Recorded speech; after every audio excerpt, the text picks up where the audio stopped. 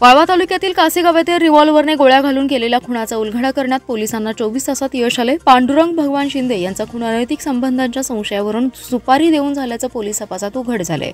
या प्रकरणी तिघांना पोलिसांनी अटक केली आहे। सुरेश नारायण ताटे, विशाल जयवंत भोसले आणि शिवाजी भीमराव भुसाळे अशी अटक केलेल्या संशयितांची नावे आहेत।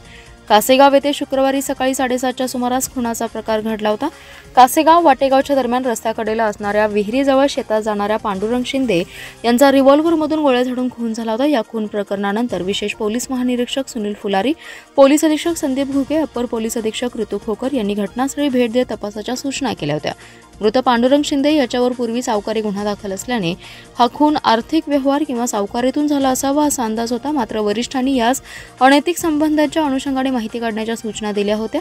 घटनास्थळ परिसरातील सीसीटीव्ही फुटेज, मोबाईल डेटा याच्या अनुषंगाने वेगवेगळी तपास पथके करून आरोपींच्या शोधासाठी शोध मोहीम राबवली होती। दरम्यान इस्लामपुरातील सुरेश ताटे गेल्या 4 ते 5 महिन्यांपासून एका व्यक्तीला मारायचे, त्यासाठी बंदूक मिळेल का किंवा सुपारी घेऊन हे काम कोणी करेल का याबाबत माहिती काढत होता अशी माहिती पोलिसांना लागली होती। त्यानुसार तपास केला असता संशयित सुरेश ताटे यानेच सुपारी देऊन हा गुन्हा केल्यासंदर्भात त्याने रिव्हॉल्व्हर दिल्याचं तपासात स्पष्ट झालं। विशाल भोसले आणि शिवाजी भुसाळे यांना 6 लाख रुपयांची सुपारी देऊन हा खून केल्याचं स्पष्ट झाले।